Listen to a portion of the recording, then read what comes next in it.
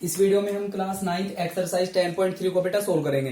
तो 10.3 का जो फर्स्ट क्वेश्चन है उसमें आपको क्या गिवन है, उस क्वेश्चन में ये कह रहा है आपको ना different pair of circle draw करना है, फिर आपको बताना है दोनों के मैक्सिमम कितने कॉमन पॉइंट आ सकते हैं। तो सबसे पहले फर्स्ट हम एक सर्कल ये वाली ड्रॉ कर रहे हैं और एक सर्कल ये वाली हो गई। तो यहां पर हमने दो सर्कल को ड्रॉ किया, क्या आपको दोनों सर्कल के अंदर कोई कॉमन पॉइंट नजर आ रहा है? नहीं। तो यहां पर हम कह सकते हैं इस पेयर के अंदर जो कॉमन पॉइंट है वो क्या आएगा? जीरो, मींस एक भी कॉमन पॉइंट नहीं है। सेकंड पेयर आप ऐसे भी ड्रॉ कर सकते हो, एक ये वाली सर्कल हो गई और एक ये वाली सर्कल, ये दोनों सर्कल एक पॉइंट पर टच करेगी यहां पर, तो इन दोनों का कॉमन पॉइंट कितना हो गया? 1। ठीक है। और थर्ड पेयर हम कैसे ड्रॉ कर सकते हैं? हो सकता है एक सर्कल ये हो जाए और एक सर्कल ये वाली हो जाए। तो यहां पर ये दोनों सर्कल कितने पॉइंट पर दोनों को इंटरसेक्ट करती है? 2। एक तो ये कॉमन पॉइंट हो गया और दूसरा कॉमन पॉइंट ये हो गया, यहां पर क्या आ जाएगा? 2। अब यहां पर आपको ये बताना था कि मैक्सिमम कितने कॉमन पॉइंट हो सकते हैं। तो यहां पर मैक्सिमम कितने पॉइंट हो सकते हैं? 2। अगर हम दो सर्कल कोई भी अगर आप पेयर और ड्रॉ करते हो ना, तो दो से ज्यादा कॉमन पॉइंट नहीं आएंगे। इसके अंदर 0 पॉइंट, यहां पर 1 पॉइंट और यहां पर 2 पॉइंट, तो मैक्सिमम कितने पॉइंट हो सकते हैं? 2। ये आपका फर्स्ट क्वेश्चन हो गया। सेकंड क्वेश्चन में बेटा आपको ये करना है, सेकंड क्वेश्चन में आपको गिवन है, ये कह रहा है अगर आपको कोई सर्कल गिवन हो, जैसे हम एक सर्कल को ड्रॉ करते हैं, हमें उसका सेंटर नहीं पता, यहां पर हम एक सर्कल को ड्रॉ कर रहे हैं, इसका सेंटर हमें नहीं पता। ठीक है। तो हमें इस सर्कल का सेंटर फाइंड आउट करना है। अगर हमें कोई भी सर्कल ऐसी गिवन हो जिसका सेंटर हमें फाइंड आउट करना है, तो कैसे किया जाता है? तो यहां पर हम क्या करेंगे, कुछ कंस्ट्रक्शन लिखेंगे। क्या? सर्कल के ऊपर आपको 3 पॉइंट लेके चलने, कहीं पर भी ले सकते हो आप, ये वाले हो गए। ठीक है, कहीं पर भी ले सकते हैं। ये जैसे ए पॉइंट हो गया, ये बी पॉइंट हो गया और ये सी पॉइंट हो गया। तो सबसे पहले आप ये लिखोगे taking 3 points, taking any 3 points, taking any 3 points on the circumference of the circle. ये जो आपको सर्कमफ्रेंस नजर आ रही है ना, इसके ऊपर कहीं पर भी आपको 3 पॉइंट लेके चलने हैं। उसके बाद क्या करना है? ए से बी को ज्वाइन करना है और बी से सी को ज्वाइन करना है। फिर आप लिखोगे join A to B and B to C, और उसके बाद क्या करोगे? यहां पर ये जो दो आपको लाइन सेगमेंट नजर आ रहे हैं, कौन कौन से? एक तो ए बी हो गया और दूसरा कौन सा हो गया? B C. इसका आप बाइसेक्ट करोगे, और बाइसेक्ट करना आपको आता होगा। कैसे करते हैं बाइसेक्ट? कंपास लेना। ठीक है, कंपास लेने के बाद ये जो किसी भी लाइन सेगमेंट का अगर आपको बाइसेक्ट करना है तो हाफ से ज्यादा आपको खोलना है, आधे से ज्यादा खोलना, और एक आर्क आप लगाओगे इधर, जैसे एक आर्क इधर हो गई, फिर यहीं पे रखोगे, एक आर्क आप इधर लगाओगे, फिर बी पर रखोगे, एक आर्क इधर लगाओगे और एक आर्क इधर लगाओगे। फिर जहां पर ये दोनों इंटरसेक्ट करेगी ना, उन दोनों पॉइंट को मिला देंगे हम, वो उसका बाइसेक्ट हो जाएगा। जैसे यहां पर अगर हम इन दोनों पॉइंट को ऐसे मिलाएं तो ये इसका बाइसेक्ट हो गया। ठीक है। ऐसे यहां पर आपको ये जो ए बी नजर आ रहा है, इसका भी बाइसेक्ट करना है। अगर हम इसका बाइसेक्ट करें तो ये हो जाएगा। फिर आपको ये देखना है ये जो दोनों बाइसेक्टर है ये कहां पर एक दूसरे को मिलते हैं। ए बी का बाइसेक्टर और बी सी का आपको क्लियरली नजर आ रहा है, ये वाला पॉइंट हो गया जहां पर ये दोनों एक दूसरे को इंटरसेक्ट करेंगे, और यही आपका सर्कल का क्या आ जाएगा? Centre. Hence O is the required centre of the circle. तो क्या किया हमने? सर्कमफ्रेंस के ऊपर कहीं पर भी हम 3 पॉइंट लेके चलेंगे, इन दोनों को आप मिलाओगे, इन दोनों का बाइसेक्ट करेंगे, और जहां पर ये बाइसेक्टर एक दूसरे को इंटरसेक्ट करेंगे वही सर्कल का क्या आ जाएगा? सेंटर। अब इसका क्वेश्चन नंबर 3 करते हैं।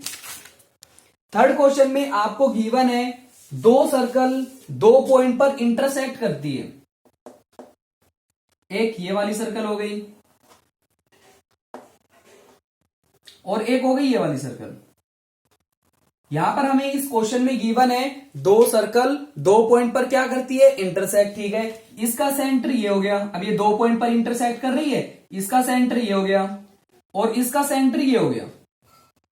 यहां पर हम इसको ए लेट कर लेते हैं और इसको हम बी लेट कर लेते हैं। आपको नजर आ रहा है दोनों की कॉमन कोड कौन सी है? Common code.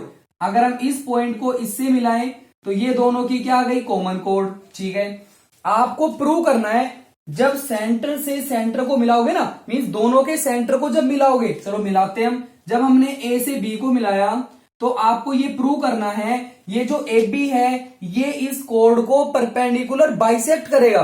बाइसेक्ट का मतलब क्या हो गया? ये जो पार्ट होगा वो इसके इक्वल। एक तो ये प्रूव करना है। सेकंड, परपेंडिकुलर बाइसेक्टर मींस आपको प्रूव करना है यहां पर भी एंगल 90 होगा और यहां पर भी एंगल क्या होगा? 90। ये हमें प्रूव करना है। तो कैसे करेंगे हम? इस पॉइंट को पी लेट कर लेते हैं, इसको क्यू, और ये ओ पॉइंट हो गया। ए से पी को मिलाना और ए से क्यू को। अब यहां पर ध्यान से देखना, सबसे पहले तो जो प्रूव करना है वो आपको पता चल गया होगा। क्या प्रूव करना है? ये जो ओपी है ये किसके इक्वल होगा? ओक्यू के इक्वल। एक तो ये पार्ट प्रूव करना है। सेकंड, यहां पर एंगल 90 होगा और इधर भी क्या होगा? 90। ये प्रूव करना है। तो कैसे करेंगे? बिल्कुल इजी क्वेश्चन है। अगर हम इन दोनों ट्रायंगल को, ये वाली ट्रायंगल और ये वाली ट्रायंगल, कौन कौन सी triangle? A O P and A O Q, अगर हम इन दोनों ट्रायंगल को कोंग्रुएंट प्रूव कर ले तो वहां पर हम कह सकते हैं ये दोनों पार्ट यहीं से प्रूव हो जाएंगे। तो यहां पर हम क्या करेंगे? इन दोनों ट्रायंगल को कोंग्रुएंट प्रूव करेंगे। कौन कौन सी ट्रायंगल? एओपी। तो यहां पर आप लिखोगे in triangle AOP and triangle AOQ. AOQ तो देखना है क्या क्या इक्वल है। ये जो लाइन एओ है ये दोनों में कॉमन आ रही है, तो आप लिखोगे एओ इज इक्वल टू एओ। क्या लिखोगे यहां पर? कॉमन। नेक्स्ट, इसके बाद ये जो एपी है ये किसके इक्वल होगा? A Q. AP is equal to A Q.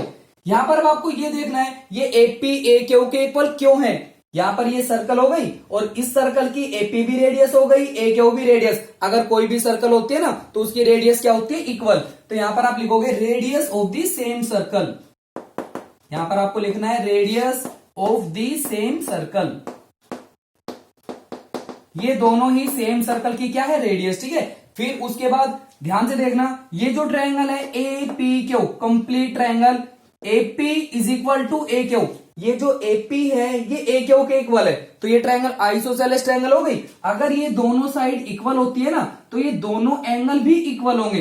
तो यहां पर हम कह सकते हैं ये वाला angle APO, angle APO is equal to होगा एंगल किसके? इसका नेम क्या होगा? A Q O.